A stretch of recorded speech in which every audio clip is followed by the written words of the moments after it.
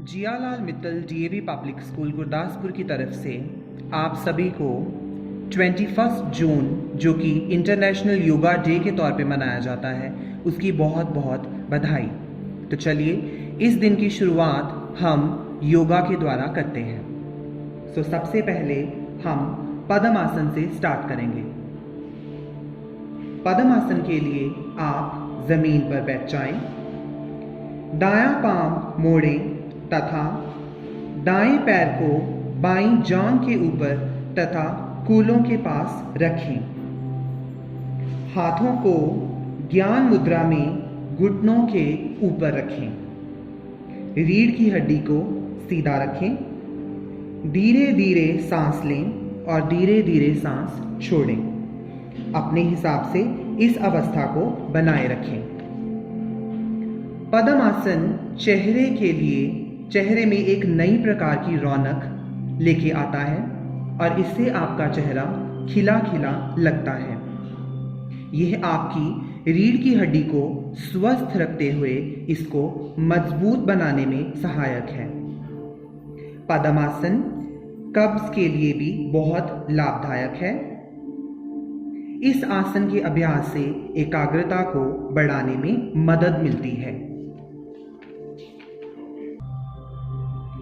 अगला आसन है वज्र आसन। वज्र आसन को करने के लिए घुटनों के बल जमीन पर बैठ जाएं। इस दौरान दोनों पैरों के अंगूठों को साथ में मिलाएं और एड़ियों को अलग रखें। अब अपने नितंबों को एड़ियों पर टिकाएं। अब हथेलियों को घुटनों पर रख दें। इस दौरान अपनी पीठ और सिर को सीधा रखें। अब आंखें बंद कर लें और सामान्य रूप से सांस लेते रहें। इस अवस्था में आप 5 से 10 मिनट बैठने की कोशिश करें। नियमित रूप से वज्र आसन करने से आपका पाचन ठीक रहता है और कब्ज की समस्या दूर होती है। बेहतर पाचन होने से एसिडिटी और अल्सर की समस्या से बचाव होता है। तो इस अवस्था में आप 5 से 10 मिनट तक बैठें। अगला आसन है गोमुख आसन। दोनों पैर सामने फैलाकर बैठें। बाएं पैर को मोड़कर एड़ी को दाएं नितंब के पास रखें। दाएं पैर को मोड़कर बाएं पैर के ऊपर इस प्रकार रखें कि दोनों घुटने एक दूसरे के ऊपर हो जाएं। दाएं हाथ को ऊपर उठाकर पीठ की ओर मुड़िए तथा बाएं हाथ को पीठ के पीछे नीचे से लाकर दाएं हाथ को पकड़िए। गर्दन और कमर सीधी रखें। एक ओर से लगभग 1 मिनट तक करने के पश्चात दूसरी ओर से इसी प्रकार करें।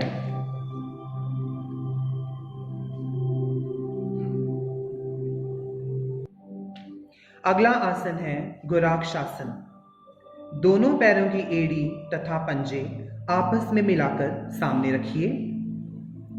अब सीमनी नाड़ी को एड़ियों पर रखते हुए उस पर बैठ जाइए। दोनों घुटने भूमि पर टिके हुए हों। हाथों को ज्ञान मुद्रा की स्थिति में घुटनों पर रखें। मांसपेशियों में रक्त संचार ठीक रूप से होकर वे स्वस्थ होती हैं। इस आसन से मूल बंध को स्वाभाविक रूप से लगाने और ब्रह्मचर्य कायम रखने में ये आसन बहुत सहायक है। इंद्रियों की चंचलता समाप्त कर मन में शांति प्रदान करता है ये आसन। इस आसन को आप रोजाना करें। अगला आसन है भुजंग आसन। भुजंग आसन करने के लिए दोनों पैरों को अच्छी तरह से लंबा करके फैला दें और ठोडी जमीन पर लगा दें। दोनों कोहनियां दोनों तरफ की पसलियों से सटी हुई रखकर दोनों हाथों की हथेलियां जमीन पर लगा दें। भुजंग आसन करते वक्त इस बात का खास ध्यान रखें कि दोनों हाथों के पंजे हमेशा दोनों कंधों के ठीक नीचे लगे होने चाहिए। अब अपने सिर को जमीन से लगा दें और फिर अपनी दोनों आंखें बंद करके सांस शरीर के अंदर भरते हुए धीरे धीरे ठोड़ी को ऊपर उठाएं। उसके बाद गर्दन को ऊपर आकाश की तरफ उठाएं।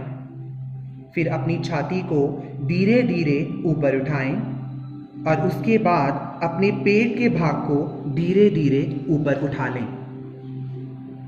अब आगे गर्दन को ऊपर की ओर ले जाते हुए पीठ को पीछे की ओर झुकाना है। ऊपर उठने के लिए शरीर से जोर लगाएं। हाथों पर हो सके उतना कम बल लगाएं। ध्यान में रखें कि दोनों पैरों के अग्रभाग को जमीन पर लगाकर सामान्य गति से शरीर के अग्रभाग को ऊपर उठने का प्रयत्न करना है। भुजंग आसन की इस मुद्रा में आने के बाद अपनी दोनों आंखें खोलें और शवासन गति सामान्य बनाए रखें। भुजंग आसन शुरुआत में 3 बार तक करना चाहिए और अभ्यास बढ़ जाने के बाद धीरे धीरे इसकी संख्या 5, 7, 11 या फिर 21 बार तक बढ़ाई जा सकती है। अगला आसन है प्राणायाम। ध्यान के आसन में बैठें। बाईं नासिका से श्वास धीरे धीरे भीतर खींचें। बाईं नासिका से श्वास धीरे धीरे भीतर खींचें। श्वास यथाशक्ति रोकने के पश्चात दाएं स्वर से श्वास छोड़ दें। पुनः दाईं नासिका से श्वास खींचें। यथाशक्ति श्वास रुकने के बाद स्वर से श्वास धीरे धीरे निकाल दें। इस आसन के लाभ: शरीर की संपूर्ण नस नाड़ियां शुद्ध होती हैं। शरीर तेजस्वी एवं फुर्तीला बनता है। भूख बढ़ती है। रक्त शुद्ध होता है। सावधानी: नाक पर उंगलियों को रखते समय उसे इतना न दबाएं कि नाक की स्थिति टेढ़ी हो जाए। श्वास की गति सहज ही रहे। इस आसन को आप 5 से 10 मिनट तक करें। अगला प्राणायाम है कपालभाति प्राणायाम। इस प्राणायाम की स्थिति ठीक भस्त्रिका के ही समान होती है, परंतु इस प्राणायाम में रेचक अर्थात श्वास की शक्ति पूर्वक बाहर छोड़ने में जोर दिया जाता है। श्वास लेने में जोर देकर छोड़ने में ध्यान केंद्रित किया जाता है। कपालभाति प्राणायाम में पेट के पिचकाने और फुलाने की प्रक्रिया पर जोर दिया जाता है। इस प्राणायाम को यथाशक्ति अधिक से अधिक करें। इस प्राणायाम के लाभ: हृदय, फेफड़े एवं मस्तिष्क के रोग दूर होते हैं। कफ, दमा, श्वास रोगों में लाभदायक है। मोटापा, मधुमेह, कब्ज एवं अम्लपित्त के रोग दूर होते हैं। मस्तिष्क एवं मुखमंडल का औज बढ़ता है। इस आसन को 5 से 10 मिनट के लिए करें। अगला प्राणायाम है भ्रामरी प्राणायाम। आसन में बैठकर रीढ़ की हड्डी को सीधा कर हाथों को घुटनों पर रखें। तर्जनी को कान के अंदर डालें। दोनों नाक के नथुनों से श्वास को धीरे धीरे ओम शब्द का उच्चारण करने के पश्चात मधुर आवाज में कंठ से भौरे के समान गुंजन करें। नाक से श्वास को धीरे धीरे बाहर छोड़ दें। पूरा श्वास निकाल देने के पश्चात भ्रमर की मधुर आवाज अपने आप बंद होगी। इस प्राणायाम को 3 से 5 बार करें। आसन के लाभ: हृदय रोग के लिए फायदेमंद है। मन की चंचलता दूर होती है एवं मन एकाग्र होता है।